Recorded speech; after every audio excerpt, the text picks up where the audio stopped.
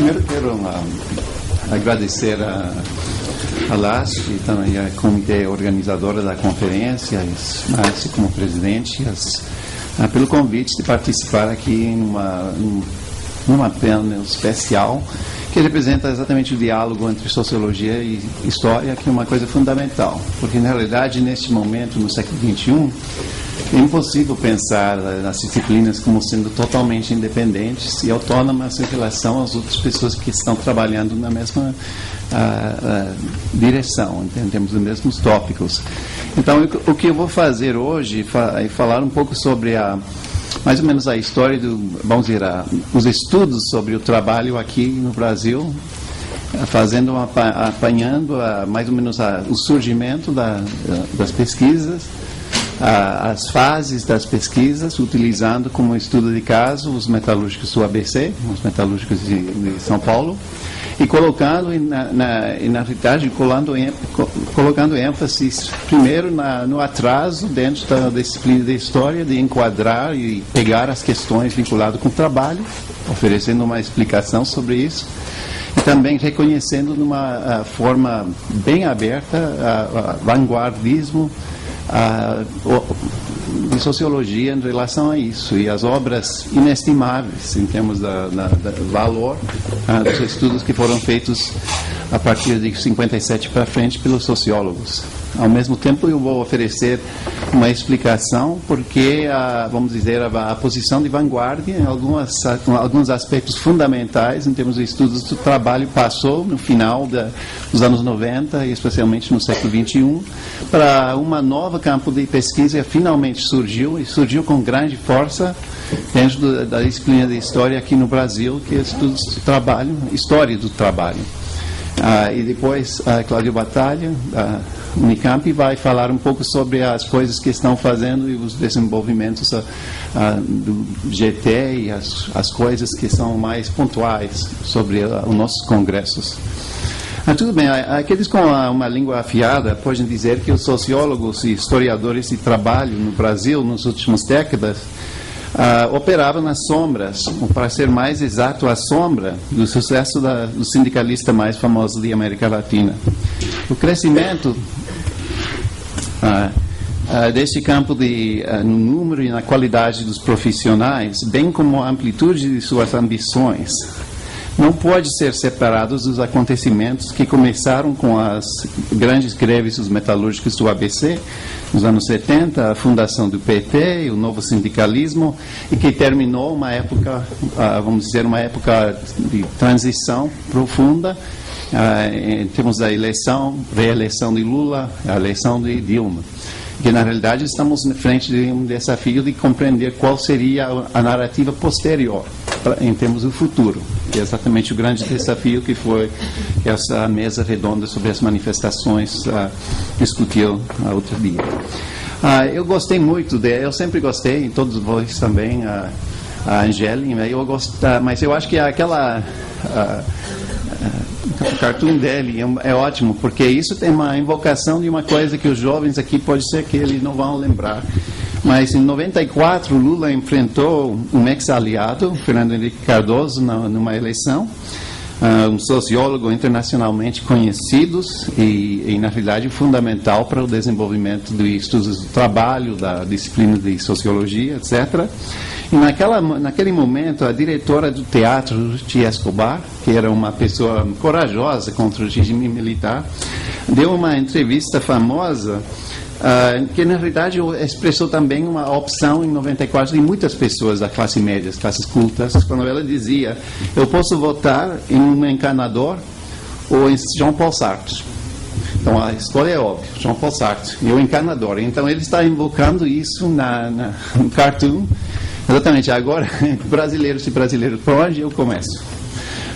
Quando é que o encanador chega para consertar o país? Que é mais ou menos a imagem.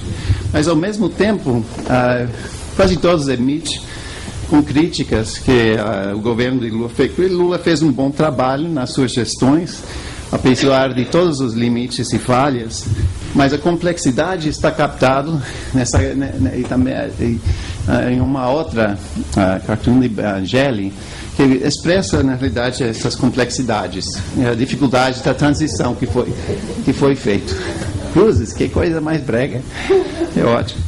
Então, o que eu vou fazer aqui é oferecer reflexões sobre a relação entre sociologia de trabalho, o grande estouro de sociologia de trabalho aqui no Brasil, começando nos anos 60, e depois o desenvolvimento de pesquisas em história, mas pesquisas que chegaram muito tempo depois da ocupação, do desbravamento da área de pesquisa por parte dos sociólogos.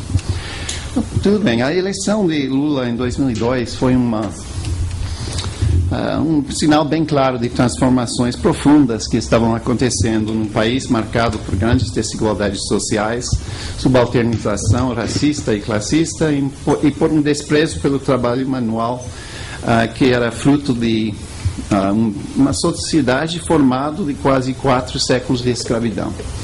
Esse legado histórico teve um impacto importante na formação da vida intelectual e a conformação da visão do mundo das pessoas educadas no Brasil. E um dos primeiros livros mais importantes foi escrito por um jovem sociólogo, José Albertino Rodrigues, que foi terminado depois da greve militar, que acabou dificultando a carreira dele, um fundador do Diese, nos anos 50, E o livro que ele publicou em 68, ele falava da história. Ele dizia o seguinte, que ele observou que para os historiadores daquela época no Brasil, o passado colonial distante era um campo de pesquisa mais querida.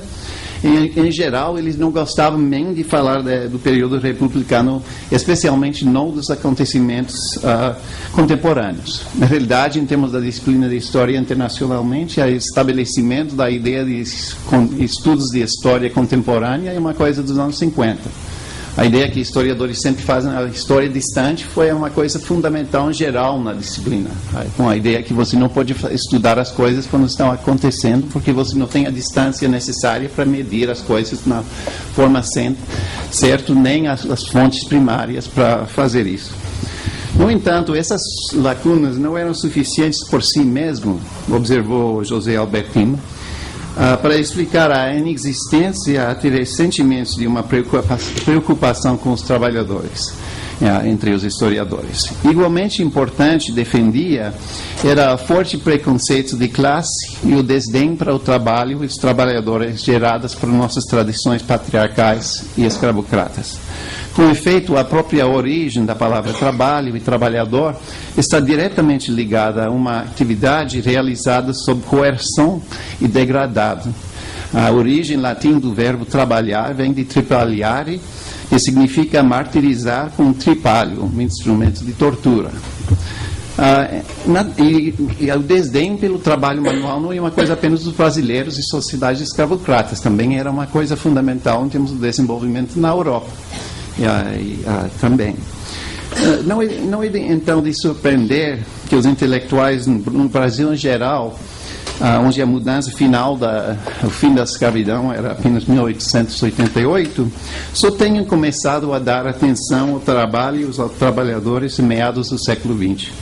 Durante as décadas de 1910 e 1920, o interesse pelo movimento trabalhador começou a surgir à medida que membros da classe média e das elites dominantes passaram a ver os trabalhadores urbanos como aliados potenciais em suas próprias lutas de ascensão, fosse contra a dependência da classe média em relação aos seus superiores na escala social, ou em protesto contra oligarquias regionais rivais, no caso de Getúlio. E o que é o mais significativo, um pequeno, mas crescente número de intelectuais era atraído por ideologias políticas ligadas ao trabalho, tais como o anarquismo, o comunismo, o marxismo, que forneciam armas úteis na luta daqueles intelectuais para negar simultaneamente a ordem existente e para obter um lugar para si dentro da sociedade brasileira, e ao mesmo tempo reivindicando progresso, civilização, modernidade. Entretanto, mesmo que esse interesse tenha surgido entre alguns intelectuais, e aqui eu vou abrir aspas para dizerem bem interessante que, na realidade, as primeiras pessoas para tentar de captar a vida operária eram os romancistas do começo dos anos 30, em Rio Grande do Sul, Jorge Amado em Bahia, Armando Fontes em Sergipe e outros, eram as primeiras pessoas que tentaram, mas em geral não são parte da nossa história nem da minha discussão hoje, mas apenas para anotar, em termos da relação de intelectuais com isso. Entretanto, mesmo que esse interesse tenha surgido entre alguns intelectuais, Rodrigues nos lembra, em 68, que os trabalhadores urbanos e seus movimentos políticos ainda estavam sujeitos não apenas à plena força daquele preconceito de classe, assim como, entre aspas, um certo grau de medo diante de algo que poderia ameaçar as bases dessa mesma sociedade tradicional, da qual as classes médias eram um componente importante, ainda que dependente. E a aliança entre a classe média, a chamada classe média, as pessoas cultas, as camadas cultas e a oligarquia em São Paulo é uma coisa fundamental em termos do desenvolvimento desse espaço, dentro da geografia mais complicada nacional do Brasil. Tudo bem. Como eu estava dizendo, eu vou oferecer um estudo de caso sobre os metalúrgicos do ABC, estudos dos metalúrgicos do ABC. E a ABC Paulista, e também tirando um pouco sobre São Paulo, mas muito mais focalizando o caso do ABC. E, naturalmente, eu fiquei muito feliz que o Relete, a revista da sua associação, acabou de republicar e recomemorar o trabalho de Juarez Brandão Lopes, originalmente publicado em 60, sobre o ajustamento do trabalhador rural à indústria, que foi baseado em pesquisa feita em 57 em São Paulo, mas que também a experiência bate muito bem com o que estava acontecendo no ABC.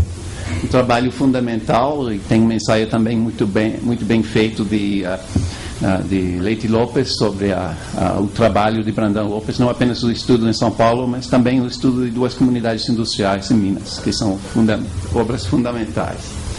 Houve também os primeiros estudos de campo no ABC, feito no Willis Overland por Leôncio Rodrigues, mas o livro apenas saiu em 71. Mas a pesquisa foi feita antes e foi parte de CESIT, que era um projeto que foi tocado por Florestan Fernandes, na realidade a figura mais importante na formação de sociologia aqui, baseado com dinheiro do governo estadual, mas que chegou a empregar Fernando Henrique, Leôncio Rodrigues e os jovens que estavam sendo treinados por Florestan naquela época. Tudo bem. A negligência, em termos de estudos do trabalho, começou a ser alterado nos anos 50 no sudeste do Brasil, muito mais do que as outras regiões. Porém, acadêmicos vinculados com a nova disciplina de sociologia que estava surgindo e que era bem um acontecimento, vamos dizer, na vida intelectual e acadêmica, e não apenas aqui no Brasil, mas também em outros países da América Latina, como várias pessoas lembraram nos seus comentários.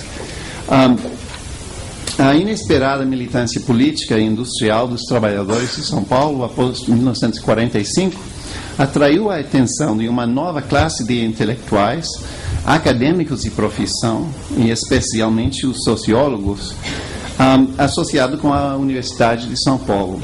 Embora distantes do movimento dos trabalhadores, eu acho que isso é fundamental para enfatizar isso, os jovens intelectuais da USP identificaram-se claramente os trabalhadores como parte integrante de sua visão abrangente da modernidade, que pode ser modernidade, desenvolvimento nacional, democracia, para citar uma epigrama de Alfredo Bozzi, o sonho da indústria pesada garantida pelo sufrágio universal. Tudo bem. Mas antes de 64 não houve algumas coisas começando a acontecer, mas não houve, vamos dizer, um monte de estudos feitos, nada disso. Mas a fase muito mais importante, vamos dizer, é a fase entre 65 e 70. é a consolidação de uma praxis política ligando intelectuais, especialmente sociólogos da USP, com trabalhadores. E eu não estou dizendo que tudo bem, eu vou fazer o processo de aproximação envolvendo intelectuais e o movimento operário na fase anterior, que começou na fase final do populismo, foi interrompido pelo golpe militar de 64 e suas intervenções extensivas nos sindicatos, que acabou desarticulando uma boa parte da liderança sindical dentro das indústrias aqui em São Paulo, e também deixou um espaço para o movimento estudantil, que não chegou a ser atingido no mesmo jeito como o movimento sindical. Chegou a ocupar-se com a geração de 68, vamos dizer, com essa ideia de levar a sua política revolucionária para dentro das fábricas. E muitas pessoas falam da época da questão de guerrilhas, luta armada, etc., mas na realidade é outro lado de 68 que é muito importante destacar, essa questão, essa ideia de colocar os intelectuais dentro das lutas sindicais, dentro do mundo operário, etc. E tem várias pesquisas que foram feitas na época, alguns deles que não chegaram a ser no ABC. O Celso Frederico começou a fazer pesquisas em 68 e 69, que acabaram sendo publicadas apenas em 75, numa fábrica metalúrgica em Santo André. Houve um trabalho de militância revolucionária de Pereira, que é sobre nome de guerra, mas não precisamos falar disso, uma experiência junto ao proletariado, também sobre os metalúrgicos de Santo André, uma pessoa que tentou fazer uma militância como estudante dentro de uma fábrica e dentro do sindicato, e o que ele chegou a aprender da experiência, que é uma coisa que foi citado por Emerson no livro famoso dele, Novos Personagens que Emergeram, mas sabemos muito mais sobre isso do que antes. O fim dos anos, aquela geração de estudantes radicalizados tiveram um impacto direto limitado, ao menos sobre os trabalhadores, vamos dizer.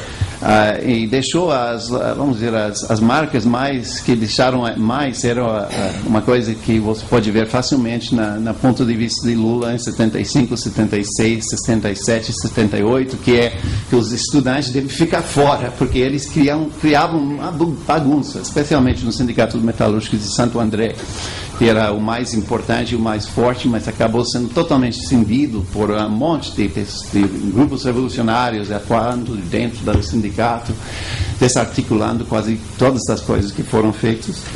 Mas, ao mesmo tempo, eu acho que isso não é a coisa mais importante. O mais importante é o fato que essa experiência adquiriu proporções míticas com os eventos memoráveis, como a greve de 68 em Osasco, que era fortemente vinculado com jovens de Osasco participando aqui na USP, nas reuniões dos jovens estudantes, etc.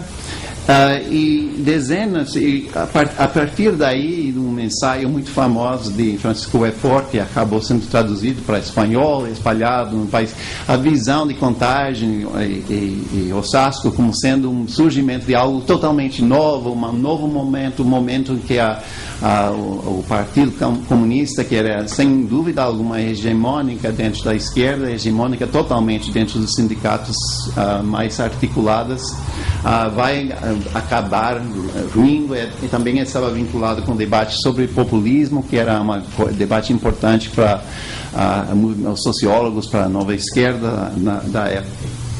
Apesar da dispersão posterior dessas iniciativas no setor sindical, o terreno já estava preparado para duas coisas.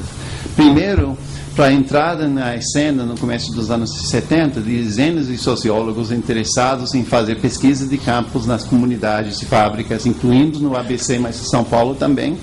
E segundo, estava preparado o caminho para o terreno, para a reação entusiasmada quando surgiu Lula e as lutas sindicais no ABC. Porque é bem interessante, mesmo José Albertino Rodrigues, em 74, a visão dos intelectuais, houve o sonho de 68, que os operários vão entrar, que vão ser, etc. Mas, ao mesmo tempo, a maioria das pessoas, a reação imediata os intelectuais, incluindo uma boa parte dos estudantes envolvidos, era de um pessimismo sobre a questão que a classe operária não vai mover, era uma ilusão, etc. A ideia que houve um julgamento geral, e José Albertino Rodrigues também compactou com essa opinião num artigo publicado em 73, 74, que nada ia começar com os operários e ter um impacto, que era uma ilusão. Que não foi certo, mas então quando apareceu a greve, se a figura de Lula, descobria que o sonho, a desilusão não foi falso, agora chegou a ser o que estávamos sonhando, era uma coisa totalmente impactante em termos do que acontece depois. O aumento da densidade do debate acadêmico e político nos anos 70 até 82, quando as eleições diretas para governador começou a redefinir o espaço da luta, a centralidade simbólica da militância industrial de 78 até 80 no ABC, levou um número ainda maior de intelectuais a dialogar com trabalhadores, assim como o PT recém-formado, especialmente em São Paulo. E Fernando Henrique Cardoso também era parte desse diálogo entre os sociólogos e historiadores. Na verdade, o começo da carreira política tem que ver com o apoio que o sindicato de Lula deu para ele na sua candidatura em 78 para Senado. E outra parte do começo da carreira dele era que Quércia deu os votos na convenção para dar ele a possibilidade de concorrer. Mas a quantidade imensa de estudos resultantes sobre os trabalhadores e os movimentos operários é altamente impressionante. Tenho alguns nomes aqui, mas a quantidade é totalmente impressionante. Apenas pegando os anos de 70 a 80, sobre aquela época, não pegando estudos anteriores nem estudos posteriores, o número de as coisas publicadas, isso sem falar de fontes primárias, e agora temos a documentação do DOPS, que é incrível, etc., mas a quantidade de coisas publicadas em todos os tipos de coisas. Eu sou historiador, eu já fiz história de operário nos Estados Unidos, conheço uma boa parte da historiografia na Europa, mas, por exemplo, no nosso caso, as famosas greves automobilísticas que abriram espaço para a sindicalização das grandes indústrias de automóvel em 37 com o Flint Sit-Down Strike, não temos nem 10% da documentação que os sociólogos chegaram a fazer sobre aquelas lutas e que existem sobre aquelas lutas. Porque o fato de ter um surgimento de luta industrial, de luta em militância operária, junto com o momento, a disponibilidade de pessoas das classes cultas para assumir o interesse, chegou a aumentar ainda mais o impacto do evento e deixar, na realidade, tem poucas pessoas tentando de escrever. Eu vou fazer isso no meu novo livro sobre Lula, que abarca desde o sindicato até a presidência, até o final do mandato dele.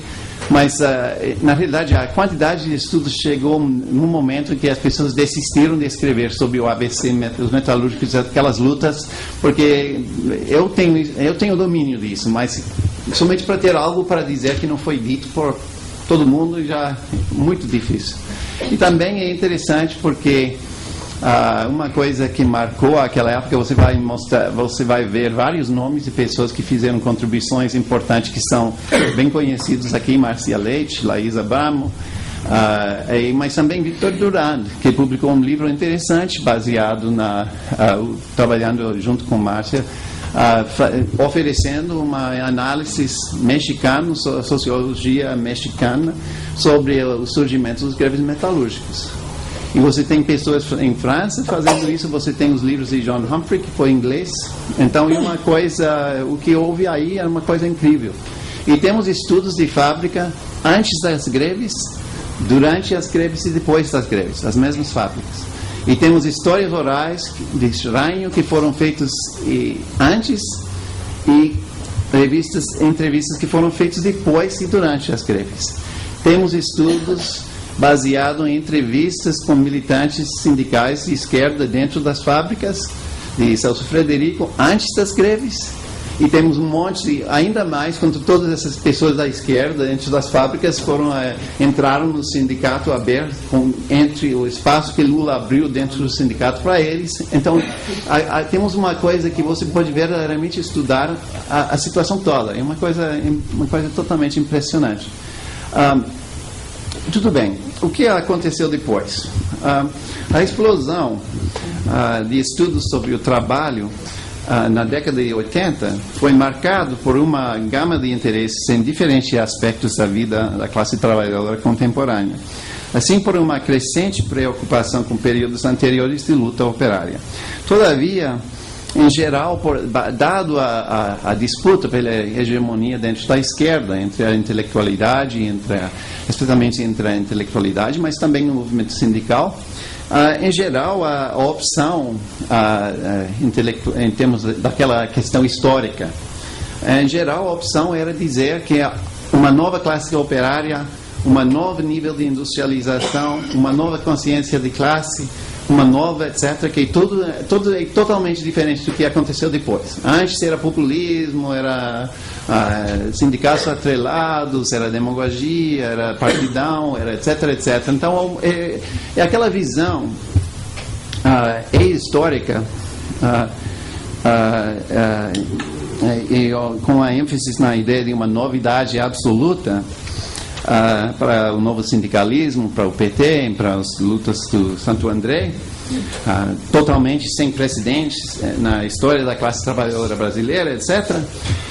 Na realidade, essa visão de dominação corporativista, de manipulação das elites, de cooptação insidiosa por parte das pessoas estranhas à classe operária, isso era uma postura útil na luta política daquela época, na luta pela hegemonia dentro da esquerda, porque encaixava-se muito bem também com a intensificação das lutas que marcaram uma década que acabou pondo fim à ditadura militar. Com um arcabouço para a ação política e compreensão teórica, a ênfase no conflito de classe e uma independência idealizada, especialmente captado com a ideia de autonomia, em muitos casos, funcionaram muito bem dentro de uma dinâmica política ainda marcada pela polarização entre os defensores e os oponentes do regime militar e entre uma esquerda ainda cindida cujo futuro estava sendo escrito.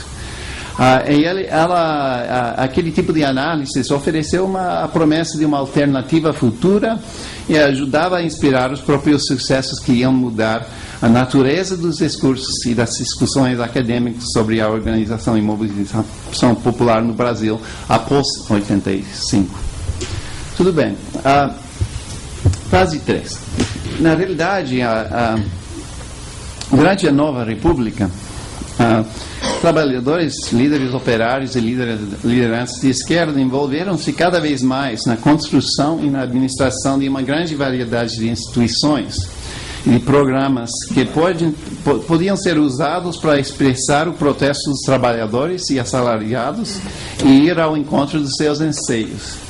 Sob estas condições, o movimento operário no Brasil, assim como os projetos políticos baseados nele, deparou-se com novos problemas relativos à institucionalização, à participação, à negociação. Com o tempo, a dicotomia entre autonomia e dependência, que foi fundamental na conceptualização de Weford de 70, e que foi a visão em geral da época.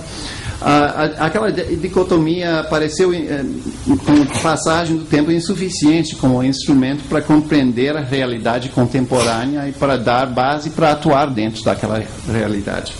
O desafio intelectual ficava assim cada vez mais claro com uma análise acadêmica, poderia refletir ou ser útil a esta geração de combatentes em seus novos papéis de prefeitos, vereadores, deputados e senadores, administradores, funcionários municipais e estaduais, como líderes de organizações sindicais, por vezes bastante poderosas, o caso dos sindicatos metalúrgicos de São Bernardo, que bancou a boa parte do dinheiro que construiu a CUT, um bom exemplo, ou como militantes em lutas difíceis e perigosas, especialmente no campo, que todavia agora têm importantes aliados no sistema político brasileiro e mesmo dentro do Estado, como todos nós estamos sabendo. Foi nesse momento que o campo de estudos dos anos 90, especialmente ao final, mas entrou no começo de uma fase de transição, na qual a iniciativa passou vamos ir para os historiadores, para essa questão fundamental de qual é a relação entre a realidade contemporânea e o que aconteceu antes. Porque, em geral,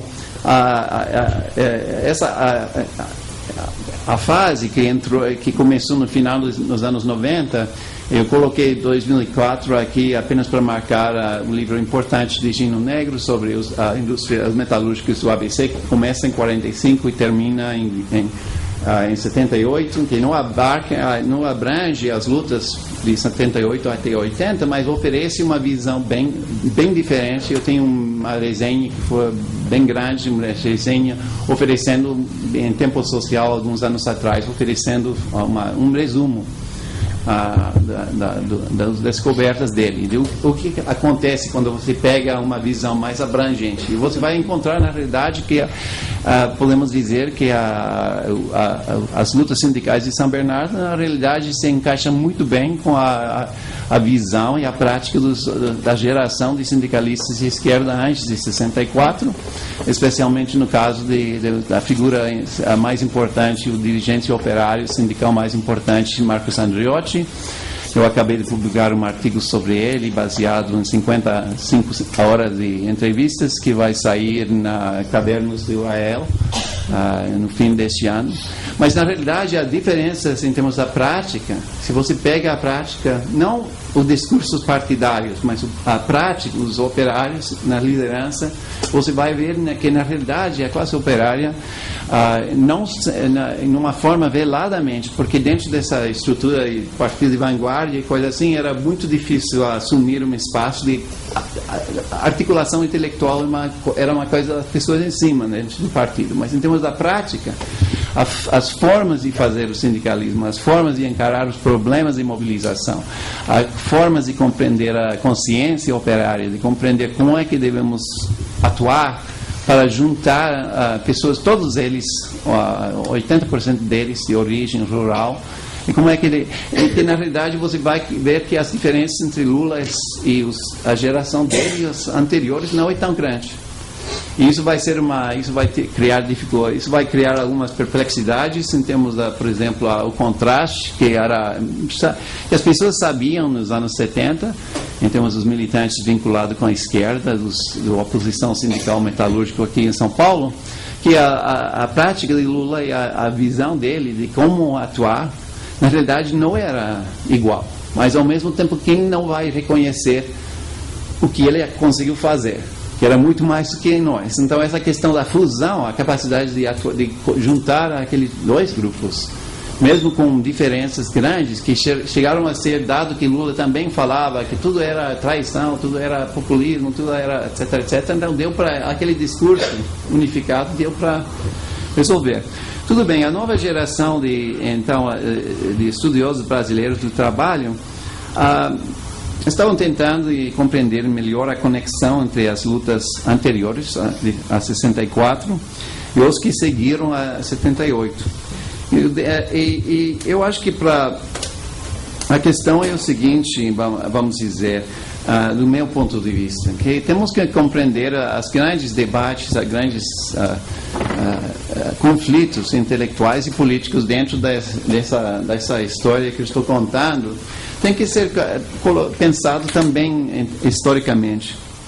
A questão que está sendo colocada, e hoje em dia, 15 anos depois, podemos dizer que os historiadores do trabalho já chegaram a ter, vamos dizer, respostas a essas perguntas. Era o seguinte: como transcenderemos os acalorados debates dos anos 60 e 70, com suas denúncias do populismo, sem perder a urgência política e moral que alimentava esse embate de opiniões? Eu vou lhe dizer a verdade, que quando eu estava fazendo pesquisa aqui entre 80 e 82, estudando os operários do ABC, especialmente os metalúrgicos, antes de 64, era bem difícil falar com qualquer intelectual de esquerda da USP, da Unicamp, de qualquer lugar, dizendo que eu acho que as coisas não são tão diferentes, porque isso seria tomar lado, etc. Mas, na realidade, a geração de jovens petistas, intelectuais petistas dos anos 90, chegaram a evoluir para uma posição de assumir a herança, aquela herança anterior, e oferecer generalizações que são mais profundas sobre os vínculos. E, na realidade, a classe metalúrgica, em 57, houve um estudo de Michael Lowy e Sarah Chusey, baseado numa reunião da Conferência Nacional dos Metalúrgicos, que acabou sendo publicado em 62, onde eles ofereceram um julgamento que acho que, na realidade, foi verdade, que os metalúrgicos de São Paulo é a vanguarda, é um novo grupo social que surgiu, que vai ter um impacto importante na trajetória da vida, da sociedade brasileira que estava surgindo aqui, naquele momento de um crescimento urbano tão grande, uma industrialização forçosa, mas aquela visão que, na realidade, podemos dizer que Lula começou nos anos 50, muito mais, o fenômeno de Lula.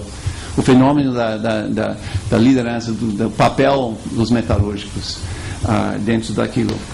Tudo bem, eu vou terminar aqui com algumas observações sobre hoje, depois vou deixar para outro palestrante, que é o seguinte: eu acho que uma das coisas que aconteceu nos anos 90, que também ajudou a mudar os debates sobre os assuntos de história do trabalho, a compreensão das lutas operárias, e eu não estou fazendo uma referência ao fato que Francisco Weyforth saiu do PT para entrar no governo de Fernando Henrique. Isso ajudou muito, dado que eu fui crítico de Weyforth há 20 anos e finalmente todo mundo queria falar mal de Weyforth.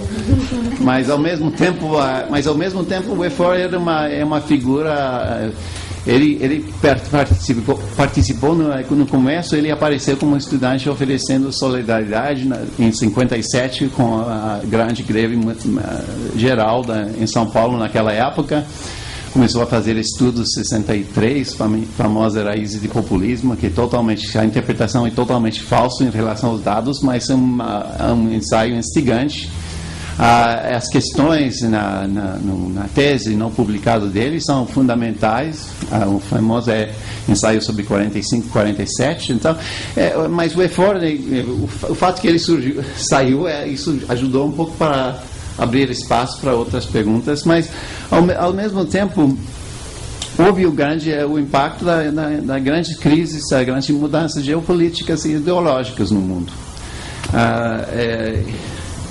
E eu acho que isso é uma coisa que tem que ser reconhecido, porque o surgimento das disputas teóricas associadas a um pós-estruturalismo, que mais tarde será brevemente apelido de pós-modernismo, até que estabilizado sob o rótulo de grande capacidade de estudos culturais, história cultural, que é muito em avanço em termos da disciplina de história. Mas isso, obviamente, está vinculado com a questão da crise mundial dos paradigmas marxistas, a queda da União Soviética e o mundo socialista, etc. Eu acho que isso abriu um espaço para abrir um espaço para novas tentativas de repensar as coisas sem ficar tão bem encaixado em esquemas já fabricados, clássicas, do marxismo. Mas eu acho que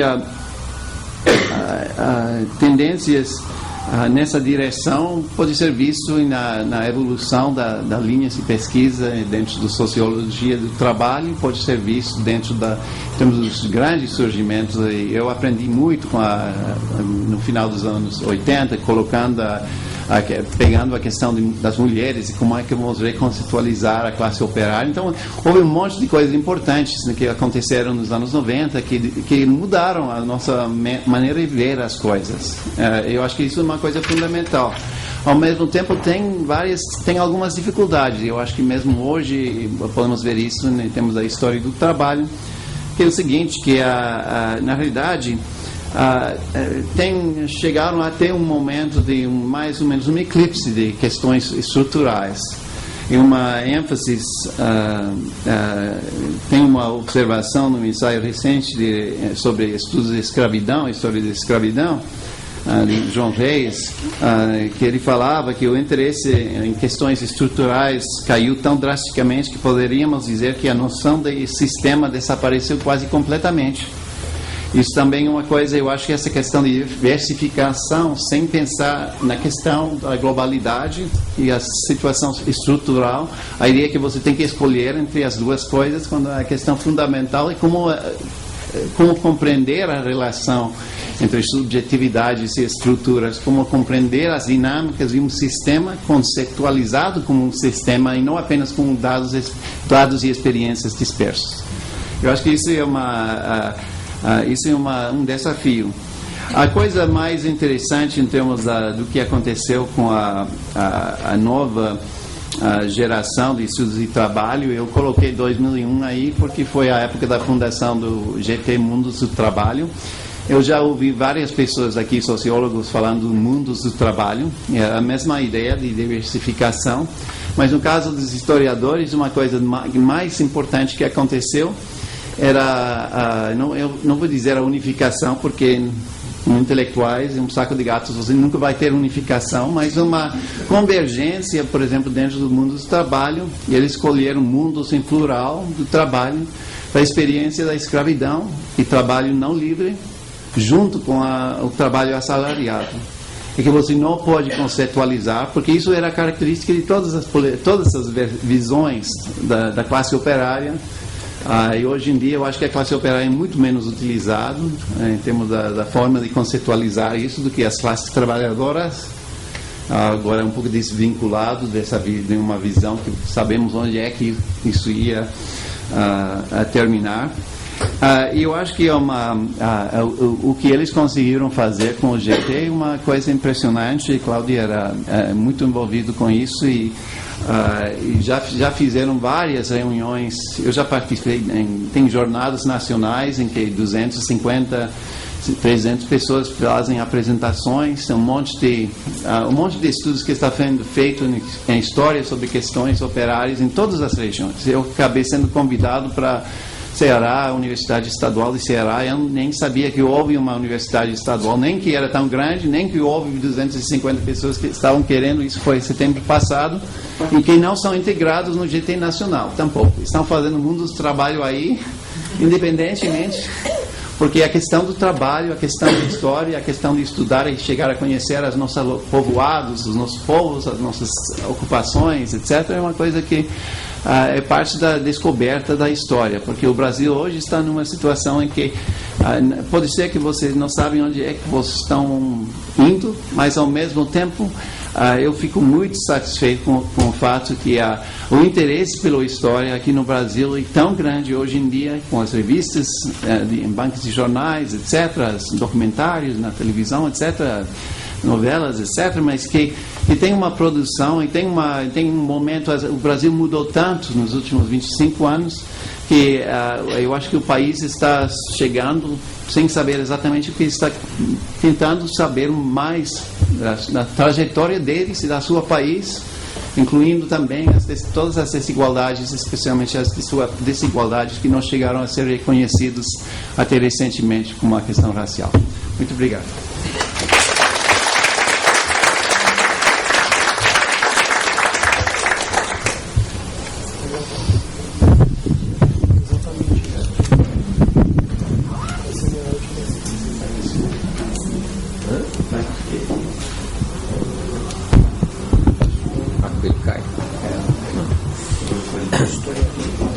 Bom dia. Antes de mais nada, eu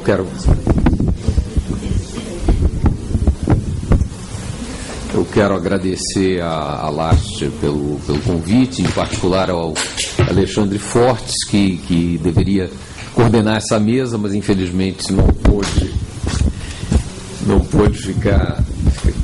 vir. Tem uma solução para isso? Bom, eu encontrei com o John alguns minutos antes do início aqui. Nós mais ou menos nos distribuímos os papéis sobre o que cada um ia falar. Eu vou, enquanto o John se centrou na questão do trabalho, sobretudo do ponto de vista da sociologia e das ciências sociais, eu vou me centrar um pouco mais na trajetória da história do trabalho, ou da história social do trabalho, como muitas vezes costuma ser chamada, e vou chegar também, vou fazer isso em grandes pinceladas, e falar um pouco dos desafios atuais que essa história enfrenta, de alguns desses desafios, sem qualquer pretensão de enumerar todos. Por razões, inclusive, de tempo, eu vou, dentro do possível, evitar ao máximo as referências bibliográficas, eventualmente uma ou outra, mas para nós ganharmos tempo. Bom, eu acho que a primeira pergunta que as pessoas devem se fazer, no que consiste essa história do trabalho, ou simplesmente ou história social do trabalho, como às vezes é chamado.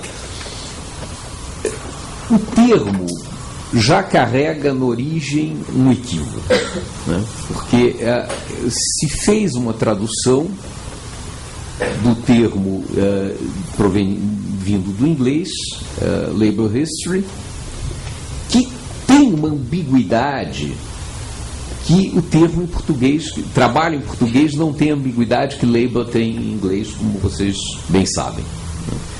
Então, de início, o termo, apesar do caráter redutor do termo em português, desde o início se usou o termo história do trabalho com ambiguidade que tem seu significado em inglês, ou seja, de tratar simultaneamente do trabalho e dos movimentos dos trabalhadores. Então, desde o seu início, eu diria que mesmo antes de se passar a usar o termo de forma mais sistemática, que é algo que aparece que começa a ser usado a partir dos anos 80, desde o momento que se pode dizer que surge uma linhagem de estudos do trabalho que se diferencia da tradição, apesar de muito influenciado por ela, se diferencia da tradição da sociologia do trabalho, por exemplo, desde esse início, a prática da história do trabalho carregou essa ambiguidade, ou seja, que tratava simultaneamente de condições de trabalho, de processo de trabalho, de políticas patronais, junto com e ao mesmo tempo que tratava dos movimentos dos trabalhadores, do sindicalismo, das correntes políticas, enfim, de todas essas dimensões. Então, esse início, a gente pode situar esse início, mesmo antes da generalização do uso do termo, em vagamente meados dos anos 70,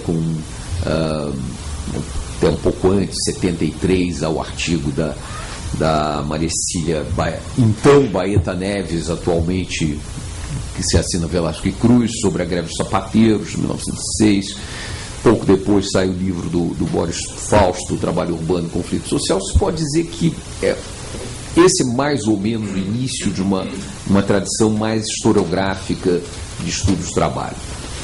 De forma continuada. Evidentemente, a gente vai poder pensar aqui e ali alguns exemplos isolados anteriores. Então, a esse conjunto de temas e de questões que tratava desde o início, essa história vão se juntar em seguida outros temas que vão para além, inclusive, do espaço do trabalho, do espaço do trabalho propriamente dito, pegando dimensões como o cotidiano dos trabalhadores, a cultura, e consolidando e ampliando um recorte, portanto, que vá além das fronteiras dos locais de trabalho. Quer dizer, um livro que marca, de certa forma, esse momento é o livro do Sidney Chalub, Trabalho do Lar e Botequim, que é de meados dos anos 80. De início, o recorte é um recorte fundamentalmente urbano. Mas, aos poucos, esses estudos também vão começar a incorporar os trabalhadores rurais, seus movimentos e também suas crenças. Se pode dizer que nas últimas 3 décadas o que nós assistimos foi uma crescente ampliação temática dos estudos da história do trabalho e, pelo menos na última década, se observa igualmente uma ampliação cronológica, rompendo aquilo que era o marco que o John já de certa forma já mencionou, que era o marco inaugural do que se considerava a história do trabalho, que era seja o fim da escravidão, seja que mais ou menos coincidindo o início da industrialização no final do XIX. Então, o que se assistiu nessa última década foi justamente essa ruptura, à medida em que se passou a incluir o trabalho escravo como integrante de pleno direito desse campo de estudos. E, nesse sentido, enfim, houve vários trabalhos que fizeram essa ponte. Isso ocorre, grosso modo, no final dos anos 90, a partir daí. Bom, essas mudanças ocorridas dentro da história do trabalho, com sua ampliação temática e cronológica, vão ganhar particular alento com aquilo que o John já mencionou na fala dele, com a criação do GT, do GT Mundos do Trabalho, ligado à ANPU, Associação Nacional de História, que é criado em 2001. Já havia um GT regional que precede o GT nacional, que era o GT do Rio Grande do Sul. O Rio Grande do Sul, por alguma razão obscura, sempre foi o pioneiro, digamos, nesse campo, pelo menos na história. Enfim, a criação do GT, que obviamente não é algo isolado, é um momento, isso ocorre dentro de um processo de um certo ganho em termos de espaço institucional, dentro de programas de pós-graduação. Não se pode tampouco separar o processo de consolidação da área de algo que vem de antes, que é o surgimento de instituições como os arquivos, como o arquivo de Edgar-Lohenroth, como o arquivo, como vários outros, como o CEDEM da Unesp, enfim, como toda uma série de arquivos que foram sendo criados desde os anos 70 em diante. Quer dizer, isso contribuiu de forma de forma definitiva, no sentido de possibilitar a consolidação da área, inclusive no que diz respeito à disponibilização de documentação e a preservação dela.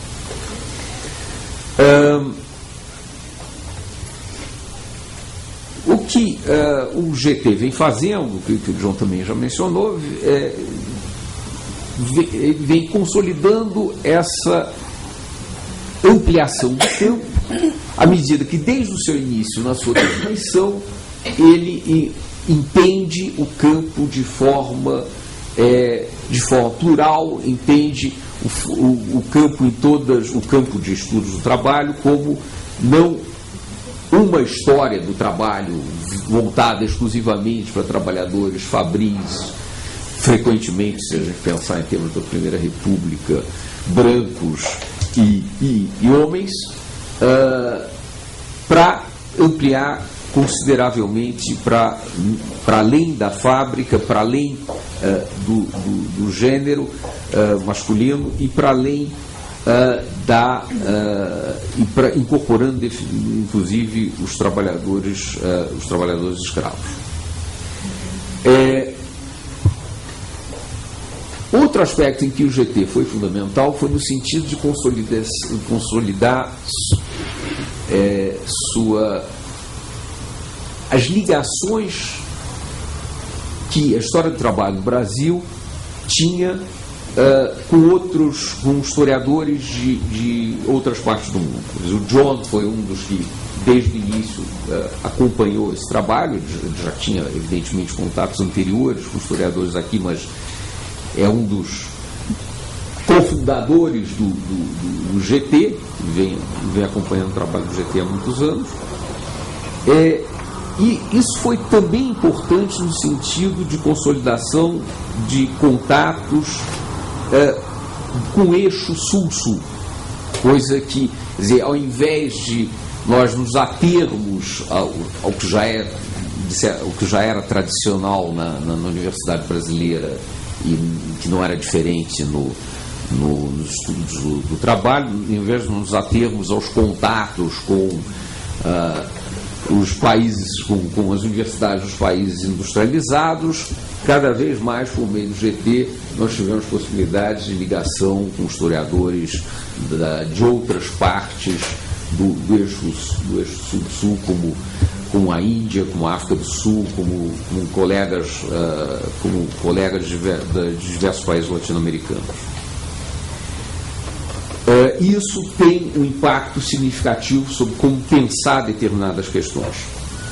Evidentemente, essa ampliação tem um preço. E muitos vão dizer, não sem certa razão, que a história do trabalho se tornou algo de tal modo abrangente que acabou integrando absolutamente tudo.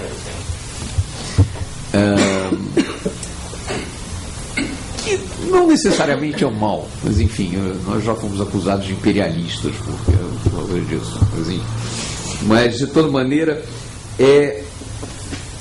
o que isso coloca um problema que é, a depender do campo a depender da área, a depender do tema, nem sempre é muito fácil distinguir o que é história do trabalho, do que é uma história intelectual, do que é uma história urbana, enfim, de toda uma série de outros campos da história.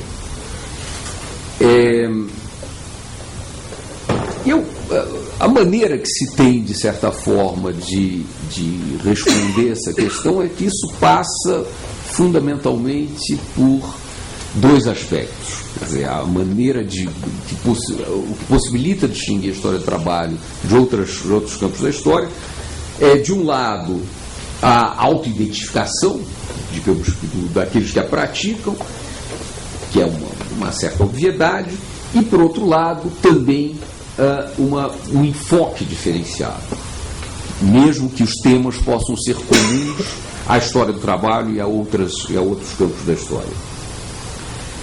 No sentido de que a história do trabalho parte de uma perspectiva que também numa dessas traduções canhestras para o português, costuma ser chamada de história vista de baixo, que vem do inglês History from Below, ou seja, a ideia de que uma história de trabalho deva ter como foco central e sujeitos os trabalhadores. Então, isso vale, por exemplo, quando se pode trabalhar as reformas urbanas do Rio de Janeiro do início do século XX, seja da perspectiva das políticas governamentais e dos planos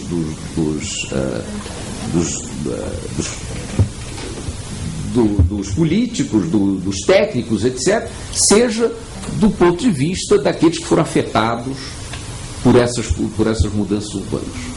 Então, isso talvez a característica que distingue de forma mais clara o que é uma abordagem da história do trabalho e o que a diferencia com relação a outras.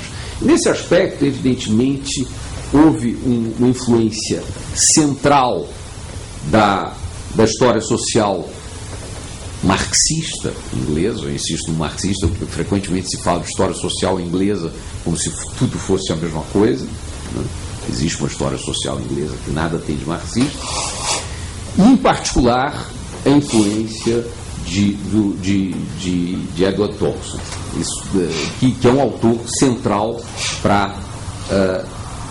para consolidar essa perspectiva dentro dos estudos de história do trabalho, não só no Brasil, como em diversos outros lugares. Quer dizer, essa perspectiva do Thompson que nos permite ver além do espontaneísmo e das motivações puramente econômicas em motins e movimentos sociais, como a onda de manifestações que nós estamos presenciando nesses últimos tempos. E perceber também que nesses movimentos, mesmo que muitas vezes eles pareçam irracionais, que eles são dotados de racionalidades que lhes são próprias. Eu vou falar um pouco agora dos desafios de alguns dos desafios que a história do trabalho tem pela frente. Quer dizer, a despeito de tudo que se foi conquistado, particularmente nesses últimos 10 anos, a história do trabalho enfrenta vários desafios, né? Eu vou pegar apenas alguns deles, alguns que, no meu entender, estão interconectados à medida que todos eles lidam de diferentes maneiras com processos que se desenvolvem em diferentes contextos. Então, um desses desafios que é a questão da comparação. E a comparação não só no sentido da busca da percepção de semelhanças entre processos ocorridos em diferentes contextos, mas também e sobretudo de diferenças. E nesse sentido, por exemplo, me assusta um pouco das comparações que vêm sendo feitas nos últimos tempos entre as manifestações atuais e outros processos, tanto no passado como no presente. Então, por exemplo, um jornalista que queria me entrevistar tentando estabelecer quais as ligações, quais as semelhanças entre a revolta do Vintém de 1880, que é uma revolta contra transportes também, e o que vinha acontecendo hoje, o que acontecendo nos últimos tempos em São Paulo a partir do movimento do Passe Livre. Bom, e por aí vai, quer dizer, do mesmo jeito que eu vi comparações com a revolta do Vintém, houve comparações com o Maio de 68 na França, com a Primavera Árabe, Occupy Wall Street, as manifestações turcas contra a reforma da Praça Taksim, os indignados espanhóis, e por aí vai. O céu é o limite para essas comparações. E o que mais me assusta um pouco nessas comparações, que em geral são muito superficiais, é que elas, de forma sistemática, abstraem as diferenças de contexto. E isso é uma das questões, talvez, é um dos desafios, não estou me referindo agora com relação à interpretação dessas manifestações, mas em geral, com relação ao uso da comparação, é um dos desafios que se tem. Quer dizer, de que maneira a comparação pode, de fato, auxiliar para tanto compreender fenômenos diversos, como tentar colocar novas questões para fenômenos que muitas vezes nos são mais próximos e que à medida que são comparados com outros, podem trazer novas questões e podem suscitar novas interpretações. No meu entender, no mesmo tipo de registro, entra a questão das escalas de análise, que é pensar de forma... O John mencionou isso, de como frequentemente se trabalha com dicotomias. Quer dizer, então, muitas vezes se opõe o local ao nacional, o nacional ao internacional, e por aí vai.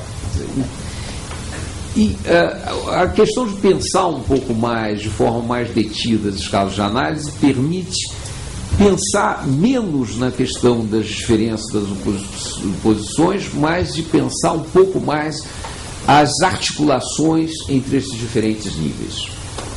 Quer dizer, isso dito assim pode parecer relativamente fácil, mas obviamente na hora que alguém que o estudante vai fazer sua dissertação de mestrado ou sua monografia ou algo do gênero, ele vai sempre tentar o recorte o mais limitador possível, por questões práticas, de ordem de tempo, etc.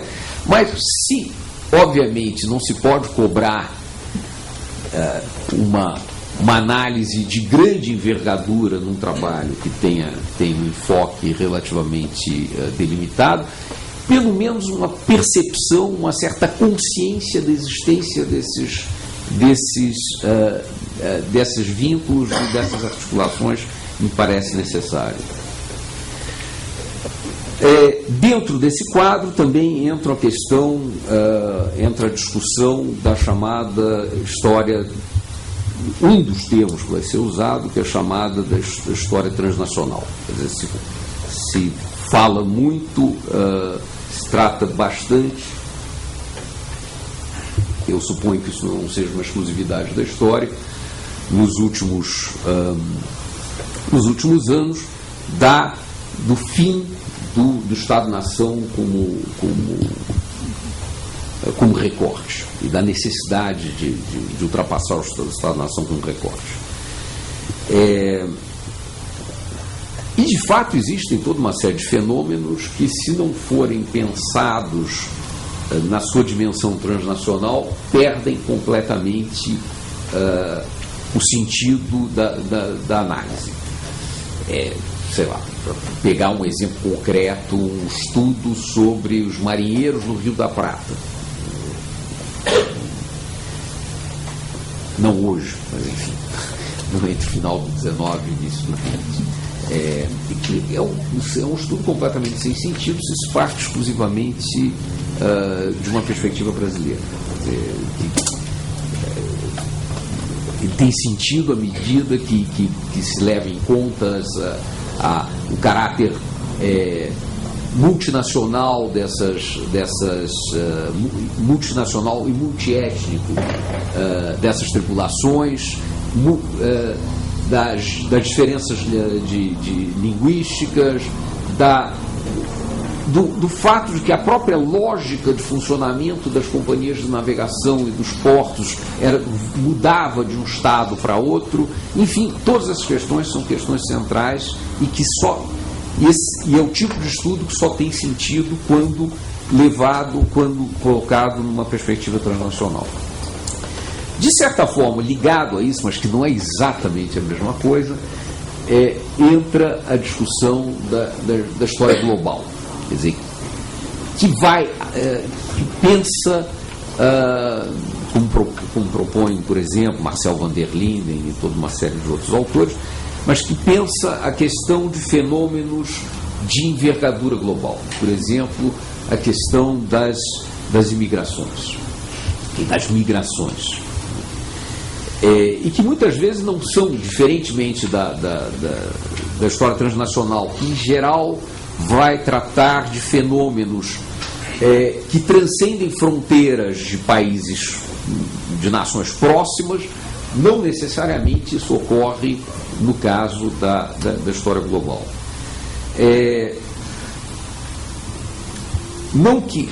Isso não quer dizer, evidentemente, que certos fenômenos, como a questão das migrações, não possam ser recortadas para dimensões menores, que não o global, mas que, como no caso da dimensão transnacional, perder a perspectiva, perder de vista de que esses fenômenos estão escritos num processo muito mais amplo, de certo modo, empobrecer essa análise. Eu vou tratar muito rapidamente de mais duas questões que me parecem desafios também ligados a esse conjunto de temas e encerro. Um outro aspecto que ainda é algo muito pouco trabalhado no Brasil, mas que começa a ser pensado em termos da história do trabalho, é o que, na falta de um melhor termo, foi chamado de história cruzada, ou de história entrelaçada, que é fundamentalmente o estudo de fenômenos que se desenvolvam e se influenciem mutuamente em mais de um contexto nacional. Então, para dar um exemplo concreto, a imigração política de anarquistas ou de sindicalistas revolucionários italianos no início do século XX, em que é algo que essa imigração é composta frequentemente de idas e vindas, de migração e de retorno para o país de origem, e há um processo, tanto na formação dos envolvidos, como no desenvolvimento dessas correntes talvez não de influências mútuas, mas pelo menos de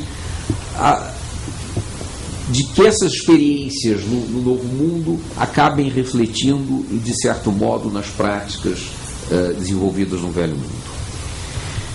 Por fim, eu acho que de forma e ligado muito a essa última questão da história cruzada, particularmente esse exemplo que eu dei, a questão das redes, e eu obviamente não estou me referindo ao Facebook ou qualquer coisa do gênero. De pensar de forma mais sistemática a questão das redes de sociabilidade, de relações em diferentes escalas, de como essas redes marcam. Isso vem sendo feito em alguns trabalhos. Nosso desconhecimento sobre o funcionamento dessas redes, inclusive em termos de mercado de trabalho, em certos momentos da história do Brasil, é assustador. Então, por exemplo, era comum na Primeira República que determinados ofícios circulassem em função da oferta, em função de diferenças salariais, muito além ao invés de se ater a uma determinada localidade, circulavam muitas vezes dentro do mesmo estado, era interestadual, em outros casos era interestadual essa circulação. Isso, nós temos indícios disso em nenhum estudo mais sistemático. E é fundamental pensar esse tipo de questão, não só para uma melhor compreensão do mercado de trabalho, mas no sentido, inclusive, de entender melhor a experiência vivenciada por esses trabalhadores. Enfim, o que esse conjunto de questões acaba suscitando são problemas semelhantes, de ordem metodológica, que envolvem particularmente a relação entre o particular e o geral, o local e o nacional e o internacional, enfim. E a questão-chave que me parece, a palavra-chave talvez para pensar um pouco o aprofundamento desses temas e o encarar desse desafio é se pensar mais seriamente nos modos de articulação entre esses vários níveis. Obrigado.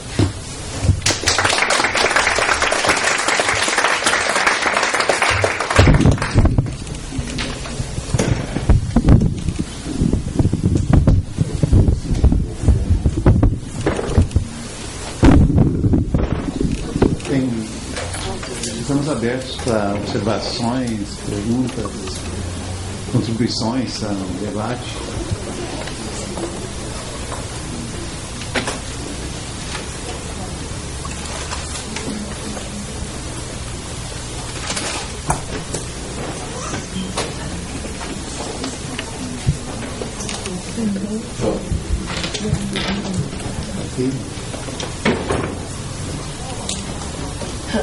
Quem vai começar? Quem começa? Buen día. Gabriela Victoria de México. A mí me interesaría muchísimo el que me dieran su opinión acerca de la manera en cómo se interrelaciona la historia, la sociología del trabajo, manejando la cuestión de la historia del presente. Historia del presente. Retomando las cuestiones de la visión de la experiencia de E.P. Thompson, sobre todo en esta historia del presente en donde se manejan periodos aproximados de 50 años, y también la articulación con otras ciencias, como es la cuestión de la lengua. Retomando la cuestión del lenguaje de clases de Gareth Stedman Jones, y también retomando algunos aspectos metodológicos del análisis del discurso, con toda esa red semiótica del discurso que se da a lo largo del estudio.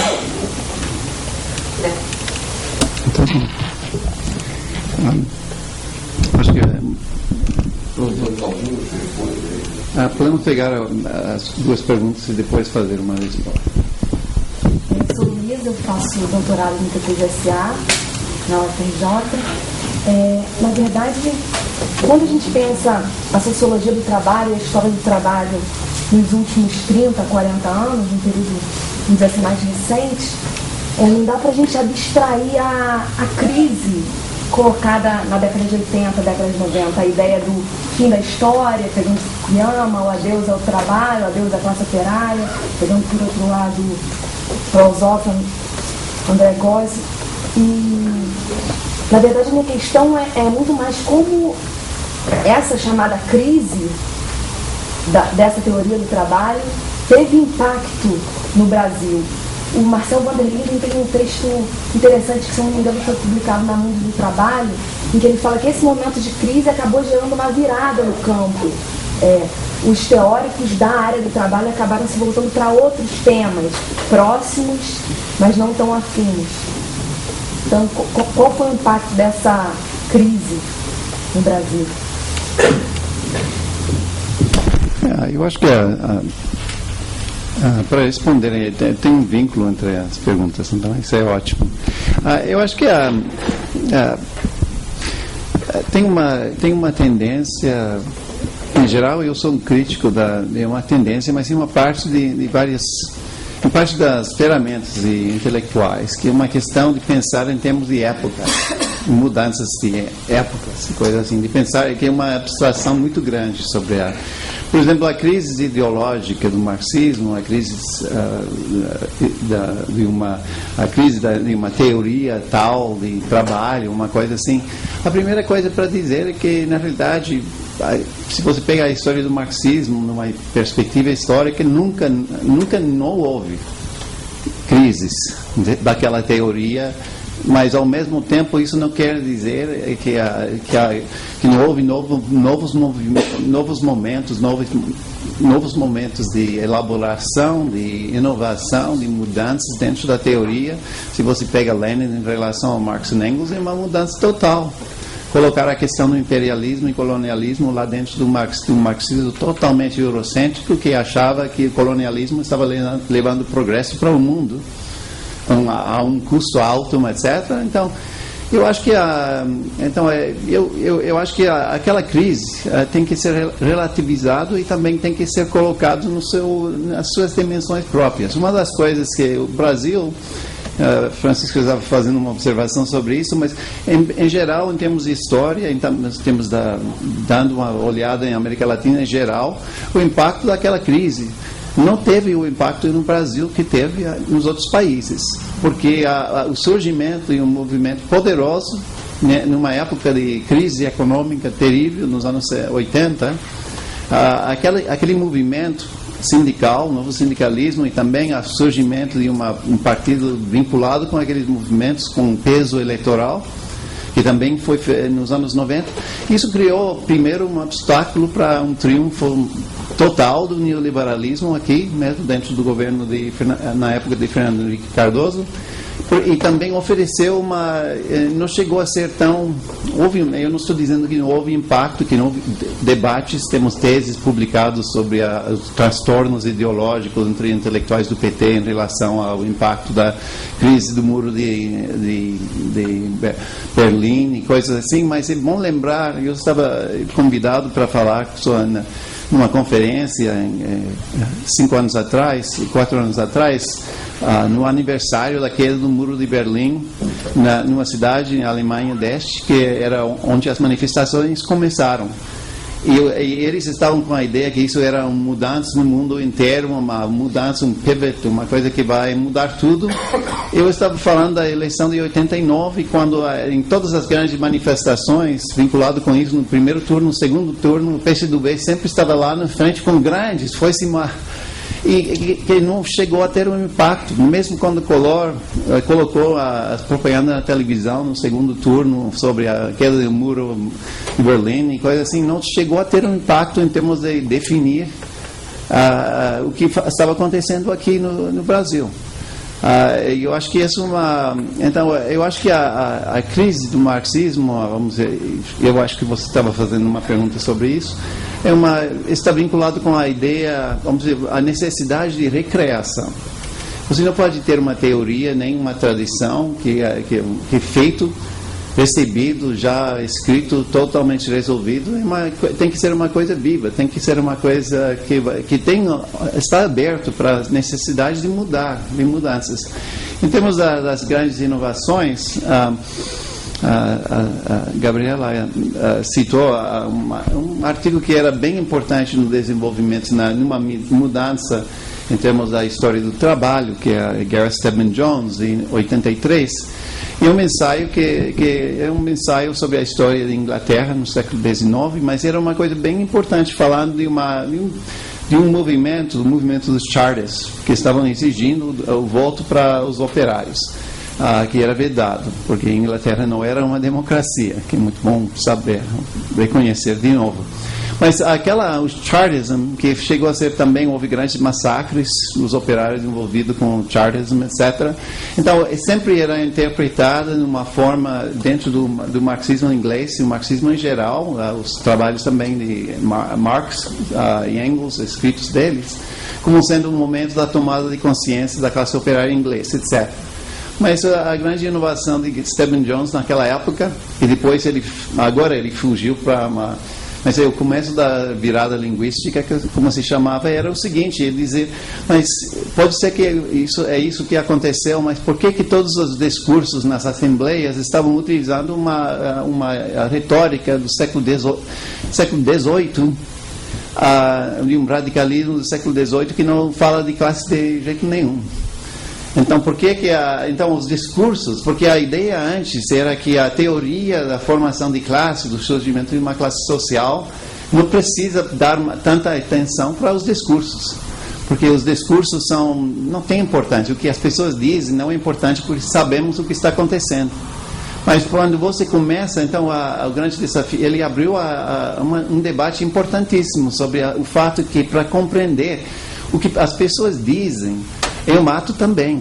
O que eles fazem é um ato, fazer uma manifestação. O que eles dizem é outro ato. E são, na realidade, se você pega Searle em termos de linguística, ele fala de speech acts.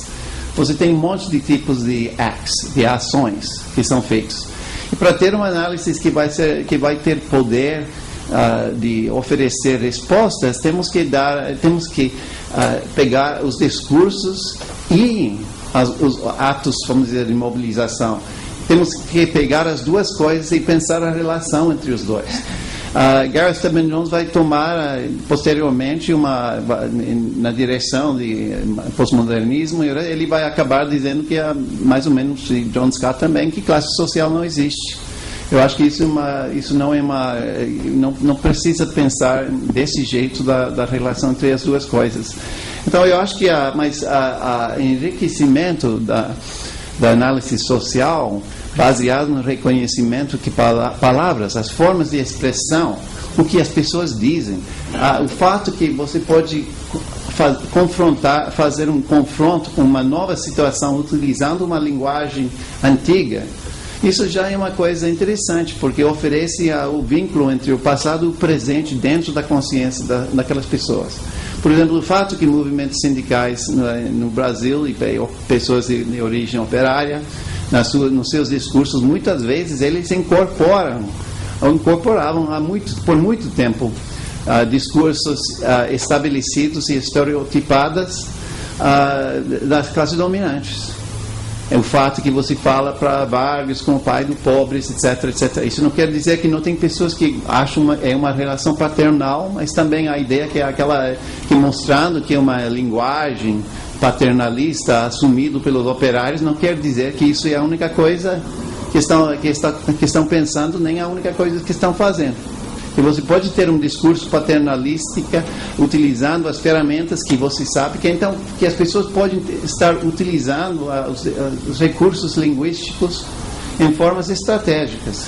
Então, eu acho que, na realidade, em termos o livro que eu estou escrevendo, eu tenho data para terminar em março do ano que vem, sobre Lula, se chama A Política de Astúcia de Lula, do sindicalismo à presidência, mas na realidade eu estou trabalhando com uma definição de política como sendo trabalho corporificado feito com palavras. Então, o que você diz num momento tal, para uma audiência tal, porque dizer uma coisa um dia antes pode ser um erro. Então, essa questão da necessidade de pensar sobre a utilização do discurso como uma coisa que tem que ser pensado, e não apenas simbolicamente, não apenas Levi-Strauss, não apenas desconectado, mas utilizado estrategicamente.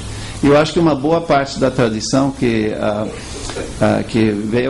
tem origem com Foucault é baseado numa não é bem a ideia que os discursos formam sujeitos que não têm o não reconhecimento da liberdade das consciências, que isso na realidade é uma distorção, é parte do debate de Foucault, e também Foucault, Levi-Strauss,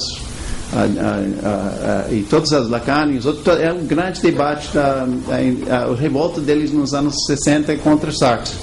Eu acho que, na realidade, teoricamente, e também você pode ver isso na produção internacional, a volta ao Sartre e a tentativa de colocar existencialismo e marxismo, uma teoria de consciência do indivíduo junto com uma análise estrutural, que isso, na realidade, isso foi a grande influência também nos anos 60, temos a interpretação, todos os movimentos daquela época, mas eu acho que estamos no momento de repensar aquela relação.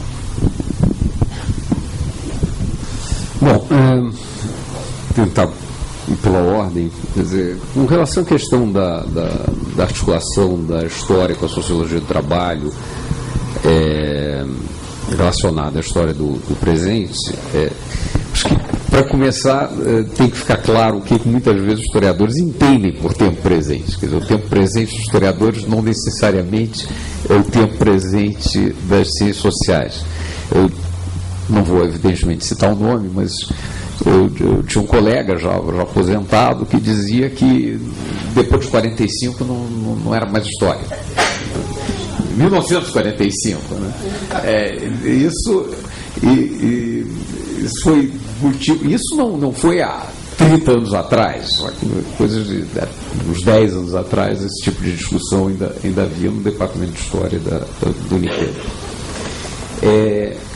Então, um dos problemas dos historiadores que trabalham com um chamado tempo presente é justamente, e que é talvez o principal entrave, não é apenas a questão do problema cronológico, é a questão da dificuldade dos historiadores de trabalhar com processos não findos, de elaborar análise sobre algo que ainda está no acontecer, né? Não estou dizendo que isso não possa ser feito, mas digamos que, em geral, os historiadores têm uma certa reticência com relação a isso. Acho que se caminha em direção a isso, mas ainda é uma coisa. Eu me lembro que há muitos anos atrás, anos 80, foi lançada na França uma revista que pretendia ser uma revista inovadora em termos de história, que se chamava XXe siècle, século XX, que pretendia tratar da história do tempo presente, mas na verdade era o século XX, pegava algumas das questões eram questões realmente ainda, como por exemplo a questão da política nuclear, etc., que ainda estava em processo, mas em geral se trabalhava com questões absolutamente já resolvidas e processos terminados. Questão da língua do Gareth Stedman Jones.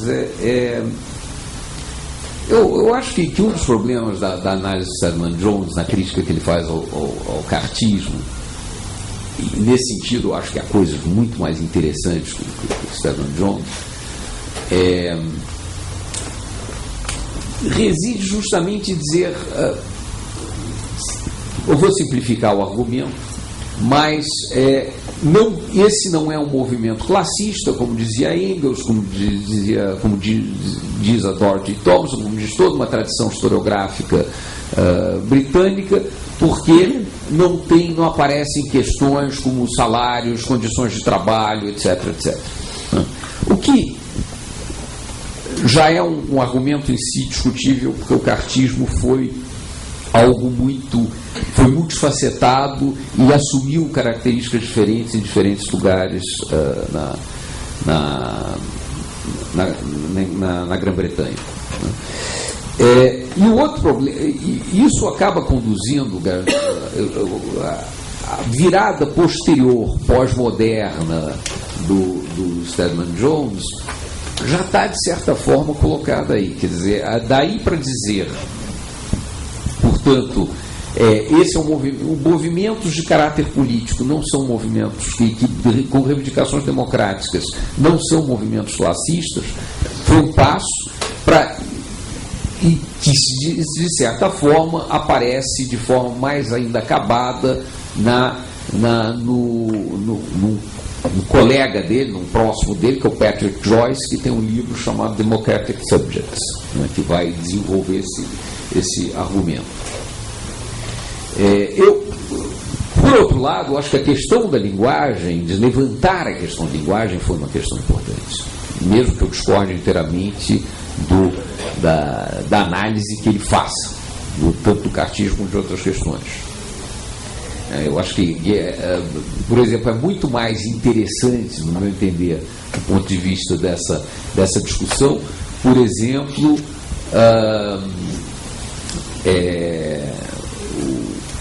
o livro do William Sewell Jr., que se chama Work and Revolution in France, que é uma discussão em torno de como é necessário, a partir de um dado momento, para se tornar uma voz viável na esfera pública, que o operariado deixe de lado um discurso de ordem corporativa, herdado do século XVIII, herdado das corporações de ofício, para assumir um discurso político. E o discurso político disponível era justamente o vocabulário da Revolução. Ainda que liberdade, igualdade, etc., assumissem dimensões e significados completamente diferentes do discurso dos trabalhadores. Quer dizer, o argumento do Sewell é no sentido que o discurso é preciso, num primeiro momento, absorver um discurso disponível, um vocabulário disponível, para poder se fazer, para ser inteligível na esfera pública, para poder apresentar suas reivindicações. Com relação à análise do discurso, apenas uma observação. Como acho que muitas pessoas aqui, na época do doutorado, você acha que você vai conseguir fazer toda uma série de coisas que você acaba não fazendo, e tenta ver um pouco de tudo que está sendo produzido nas diferentes áreas. Bom, eu me lembro de ter lido, na época do meu doutorado, um artigo, que era um artigo de análise de discurso político, muito interessante, mas que ao mesmo tempo mostrava a completa impossibilidade de fazer isso dentro do meu trabalho, que era um artigo chamado Blum et Torres, 1936, foi publicado na revista Mo, que é uma discussão que é uma análise de discurso feita por linguistas que trabalham com a história política, que entrava num grau de detalhe do tipo quantas vezes no discurso do Blum, que era o chefe do Partido Socialista, e do Torres, quando que um usava a primeira pessoa do singular ou a primeira pessoa do plural, de como havia diferença. Isso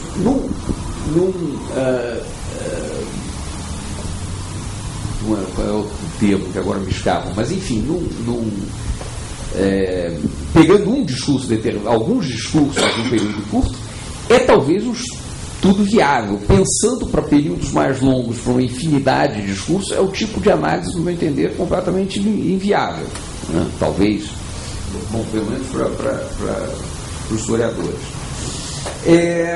Com relação à questão da crise, eu concordo com o John, em grande medida. Não se pode dizer que não tenha havido crise. Eu, quando cheguei nos anos 80, na Unicamp, meados dos anos 80, e as pessoas perguntavam, o que você faz? Eu via uma reação na cara das pessoas, quando eu dizia que eu fazia história operária, entre a piedade e o desdém. Então, quando não diziam, mas que coisa mais antiga, e coisas do tipo. Então, de fato, houve um momento, digamos, em grande medida, entre meados dos anos 80 e meados dos anos 90, em que a história do trabalho estava longe de ser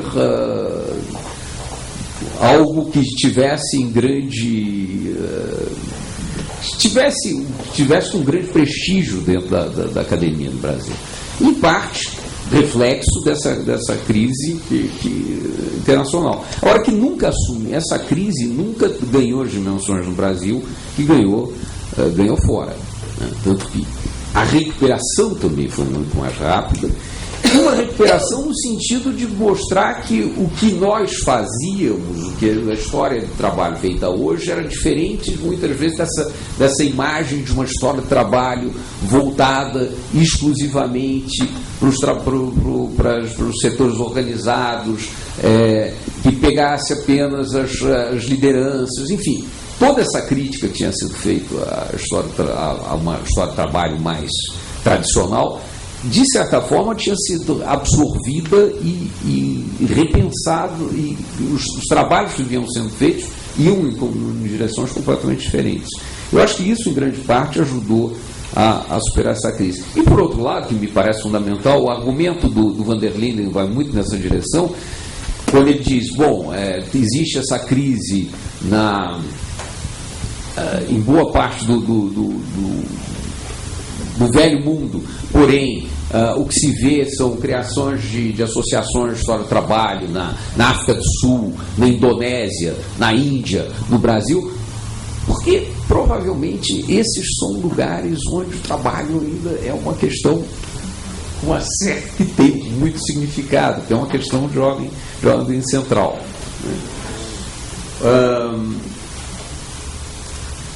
Bom, acho que perguntas.